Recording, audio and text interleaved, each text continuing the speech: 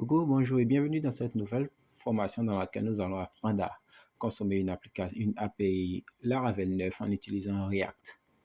Eh bien, je ne vais pas faire tourner autour du pot, on va directement se lancer dans le code. Donc, la première chose à faire, c'est d'installer Laravel et React. Donc, pour ce faire, vous allez vous rendre sur le site de laravel.com et vous allez cliquer sur l'onglet Get Started qui permet de dire démarrer et vous allez choisir, vous allez chercher l'option pour installer. Donc ici, vous allez cliquer sur Getting Started on Windows et vous allez chercher, vous allez dérouler l'installation, vous allez rechercher Composer et à l'intérieur, vous allez copier tout ce code là. Une fois que le code est copié, vous devez vous rendre dans un endroit de votre ordinateur où vous voulez créer ce projet.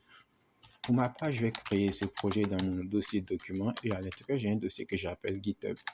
Et à l'intérieur de ce dossier GitHub, je vais créer un nouveau projet que je vais appeler Lara React.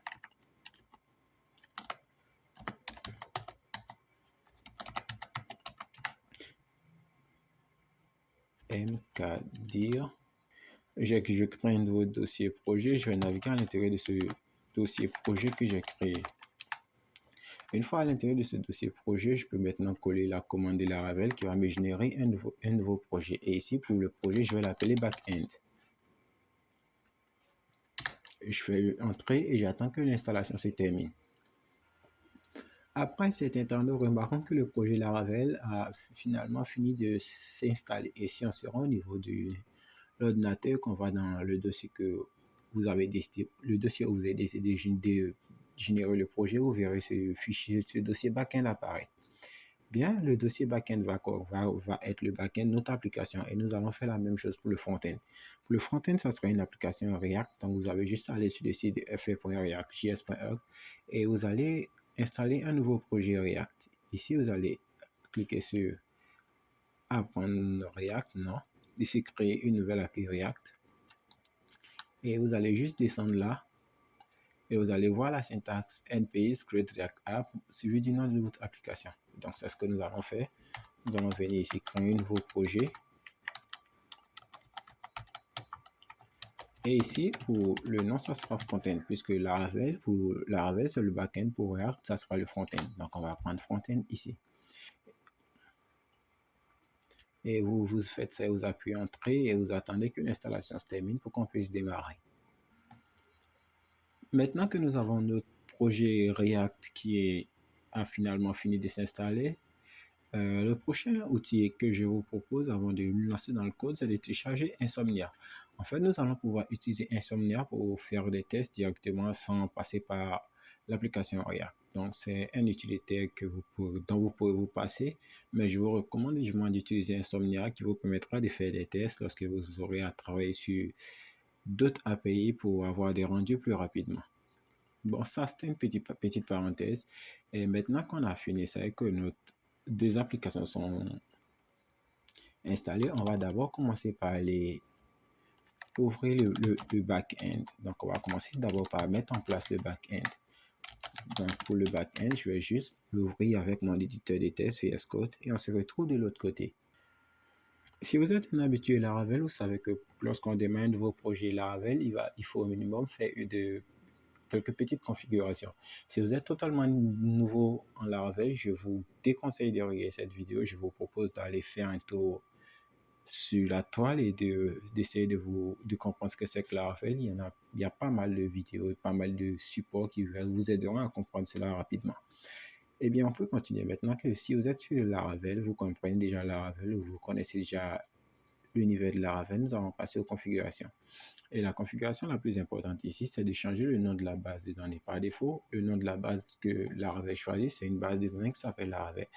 Donc, vous allez juste la renommer en React ou alors renommez-la en React API.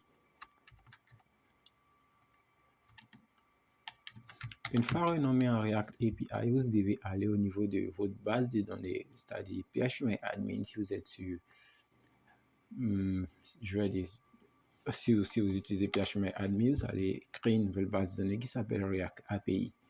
Et une fois que c'est fait, vous appuyez sur le bouton créer, il va vous créer une nouvelle base de données. OK. Ensuite, pour démarrer sur Laravel, on va ouvrir le nouveau terminal et nous allons générer notre première table.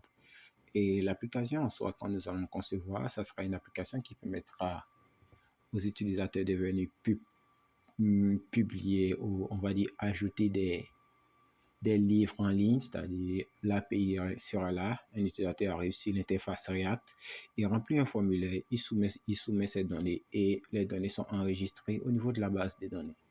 Donc c'est un peu dans cette thématique que nous allons travailler pour comprendre comment est-ce qu'on utilise une application, une API Laravel avec React. Donc pour créer notre première table, nous allons juste venir ici et taper la commande PHP artisan make et ça sera un modèle que nous allons créer et ici ça sera, j'hésite entre filmer livre, on va prendre, prenons par exemple film, on va dire que ça sera des films qui seront là et on va juste mettre un -m pour dire qu'on veut générer en même temps une migration. Là il nous dit qu'il a créé le modèle et il a aussi créé la migration. Donc on va nous rendre au niveau des databases, on va aller dans le fichier migration et on va voir le create film table. Ici nous allons venir juste pour remplir des champs. Nous allons dire que pour un film nous voulons avoir un titre,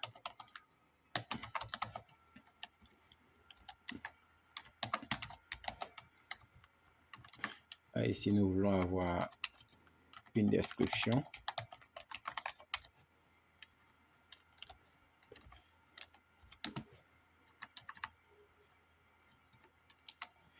et ensuite nous allons dire que nous voulons avoir juste le titre et la description pour le moment. Ici nous allons dire que nous voulons avoir aussi l'URL de l'image.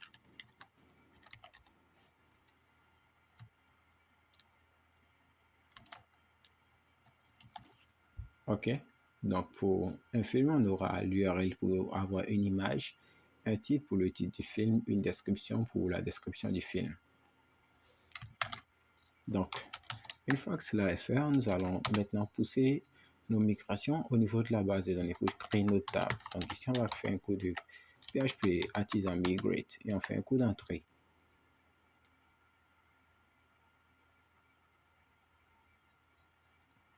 Là, il va nous créer un grand type de table et une fois qu'il aura terminé, si on se rend maintenant au niveau de la base et qu'on clique sur structure, nous allons voir que différentes tables vont être créées dans la table film que nous avons créée.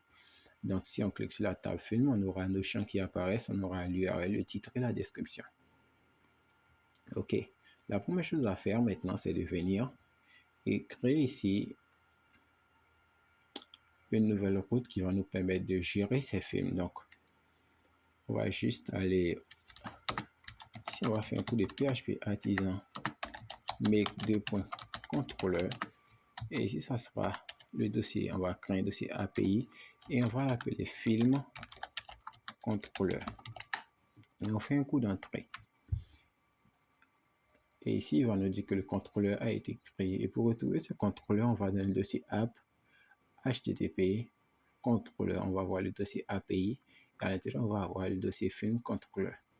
Et ici, au niveau de ce fichier-là, on va créer une nouvelle fonction que nous allons appeler index et qui va retourner par défaut film.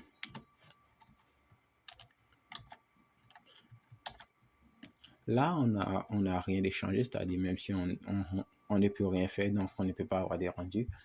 Et pour faire notre premier rendu, on va devoir lier ce contrôleur à notre endpoint. Qu'est-ce qu'un endpoint? Endpoint, c'est, on va dire, une adresse que le client va appeler. Donc, pour appeler cet endpoint, on va aller au niveau des routes et ouvrir le fichier api.php. Là où vous allez voir pas mal de routes, et il y a ça qui est utilisé pour l'authentification, mais ça sera pour plus tard.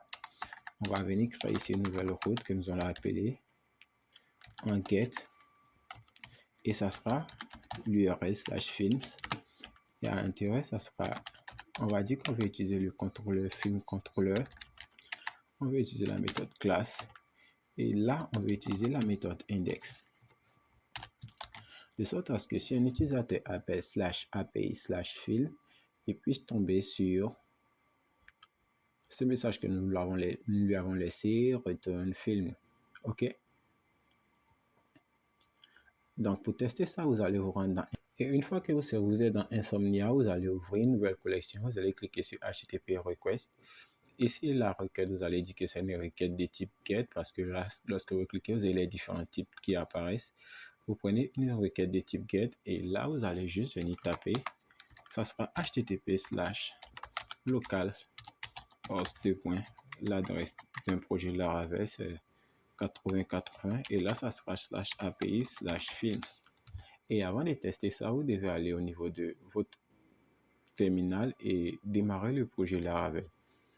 Pour ma part, je vais le faire depuis mon invite de commande. Donc ici, je vais juste faire un coup de PHP.